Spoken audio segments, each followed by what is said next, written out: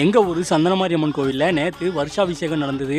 அதனால எங்க ஊர் கோவில்ல உள்ள எல்லா சாமிகளுக்குமே கும்பம் எடுத்துட்டு வந்தாங்க. இந்த வீடியோல பாருங்க எத்தனை பேர் கும்பம் எடுத்துட்டு வர்றாங்கன்ட்டு. இதுல வர்ற கும்பம் ஒவ்வொன்றும் ஒவ்வொரு சாமிக்கு வச்சிருப்பாங்க. விநாயகர், முருகர், சுடலமாடசாமி, நாராயணசாமி, கருடரு, பத்ரகாளி அம்மன், வீரபத்ரர், இந்த மாதிரி இன்னும் நிறைய சாமிகள் இருக்கிறாங்க. இதுல மெயினா இருக்கிற சந்தனமாரியம்மனோட கும்பத்தை பெரும்பாலும் கோவில் பூசாரி அப்படி இல்லைன்னா ஐயர் வந்திருப்பாங்க அந்த வருஷாபிஷேகத்துக்கு. அவங்க தான் அந்த கும்பத்தை எடுப்பாங்க. ஆனா இந்த வருஷம் அந்த கும்பம் வந்து எங்க அப்பாவுக்கு கிடைச்சது. எங்க அப்பா இந்த கும்பத்தை தலையில வச்சு தூக்கிட்டு வந்தது ரொம்ப ரொம்ப ஆச்சரியமா இருந்தது. ஏன்னா குடும்ப பிரச்சனை காரணமா கொஞ்சம் வருஷமா எங்க அப்பா கோவிலுக்கே வராம இருந்தாங்க.